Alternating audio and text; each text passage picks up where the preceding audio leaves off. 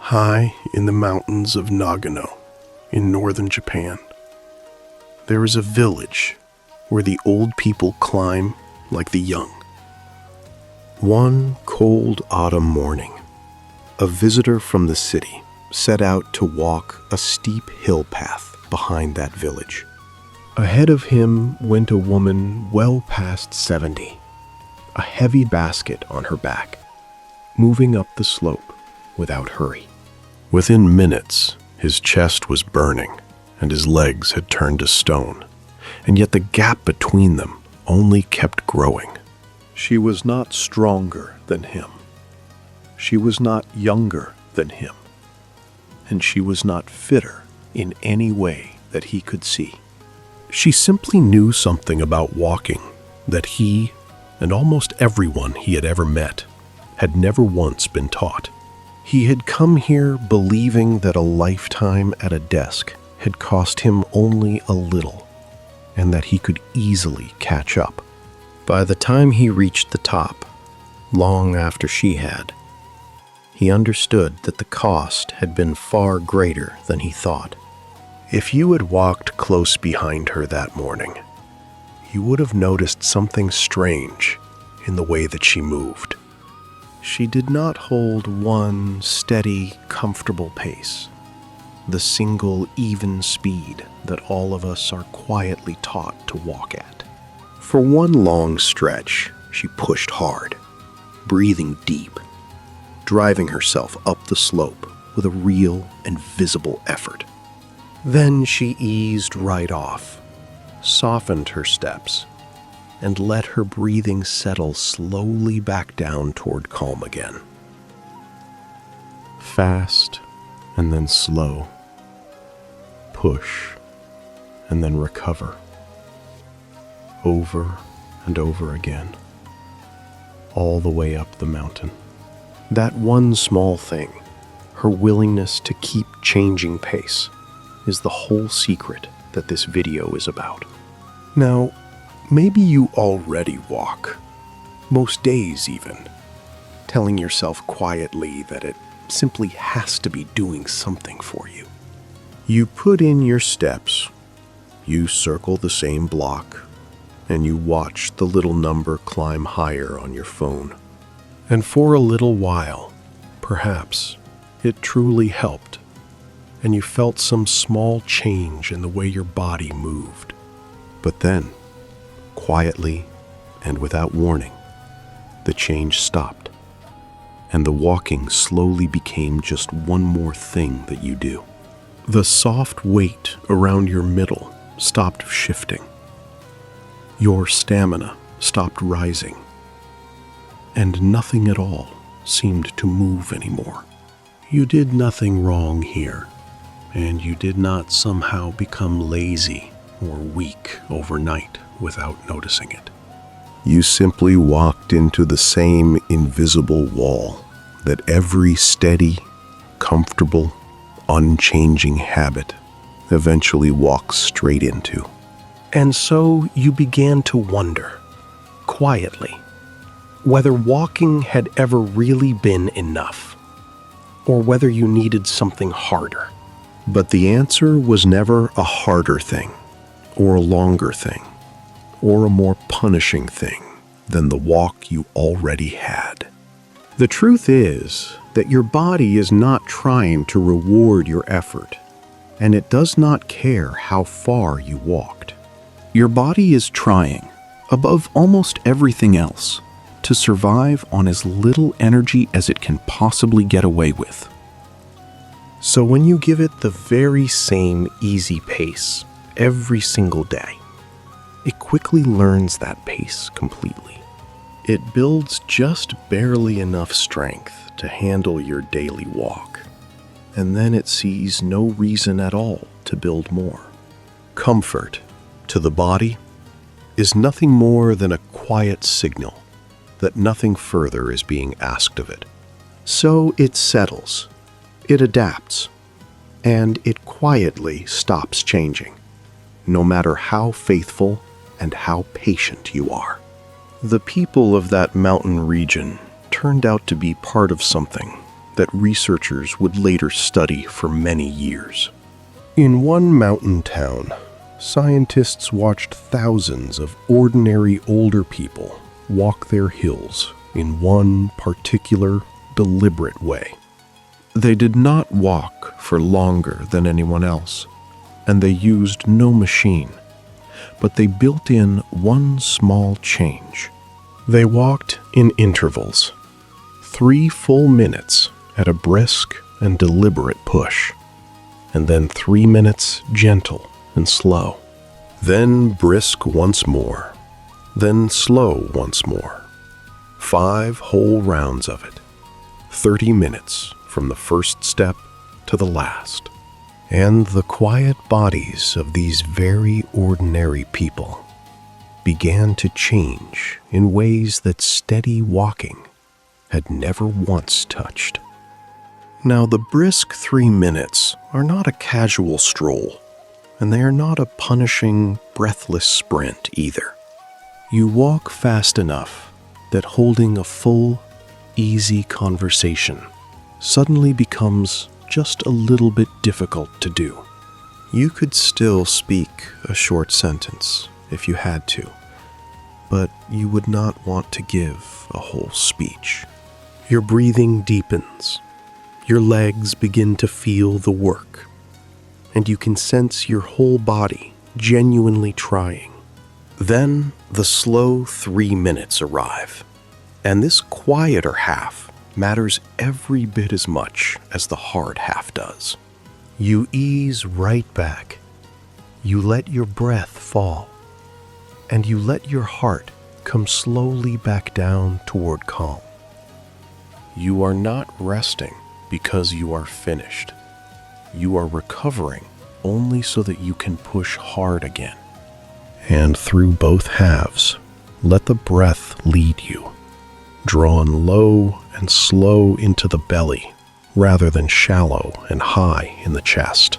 The old teachers called this center the hara, the low belly, and they trusted it to keep a person steady under any strain.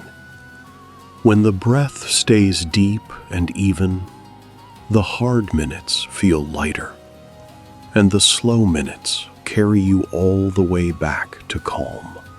Here is the thing that this simple rhythm does for you, which one single steady pace never possibly can. Every time you push into the brisk stretch, you ask the body for slightly more than it had quietly expected. You break clean past that comfortable pace it had already learned and mastered and filed away long ago. The body cannot quietly dismiss it as the usual daily walk, because this is very plainly not the usual walk. And every single time you slow back down, you give it just enough recovery to push hard yet one more time. So, instead of one flat, forgettable effort, you hand your body a whole string of small, sharp demands. It cannot settle. It cannot fully adapt to it. And so, at last, it is forced to keep responding. It is the very same principle by which a smith forges steel, heating it hot and cooling it again, over and over. Comfort never forged anything worth keeping.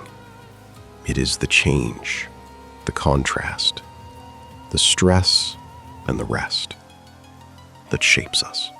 The changes that slowly follow are not dramatic overnight, but they are deeply real, and they steadily compound.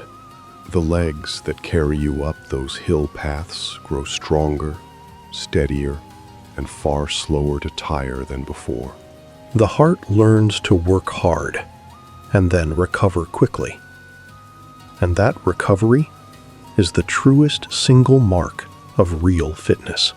Stamina that once vanished after a single flight of stairs begins, week by patient week, to quietly return to you, And the stubborn softness around the middle, so unmoved by gentle strolling, at last begins to answer to the effort.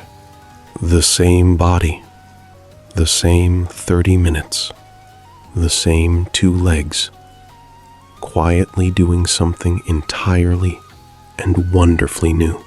And there is something quieter still that happens, something you will feel long before you ever see it in the mirror. The rise and fall of the effort seems to burn off the day's worry, and you arrive home lighter in the mind than you left. A calmer mind and a stronger body, it turns out, are not 2 separate gifts, but the same one, wearing 2 faces. This is not really some new invention, freshly dressed up in the clean, careful language of a laboratory. It is simply how people moved for almost all of human history, long before anyone ever thought to count a step. They climbed the hills to reach their fields, and then they walked back home, slow beneath the weight of the harvest. They hurried out through the cold to carry water, and then they eased gratefully into the warmth of the fire. Life itself was built out of intervals, effort and rest, exertion and recovery, hard push and soft release. The steady, climate-controlled sameness of our modern days is the truly strange thing here, not the intervals. We built a whole world designed to smooth every hill flat, to spare us every push, and to remove all the change of pace. And the body, given nothing to rise to and nothing to recover from, slowly forgets the very strength it was built to hold. And once you truly see it, this simple pattern reaches far, far beyond a single morning walk on a hill.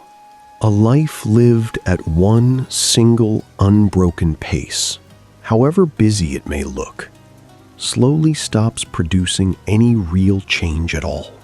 The mind, exactly like the body, grows numb and deaf to whatever stays precisely the same for far too long. It is contrast that truly wakes us up, the hard week that finally makes the quiet rest feel earned.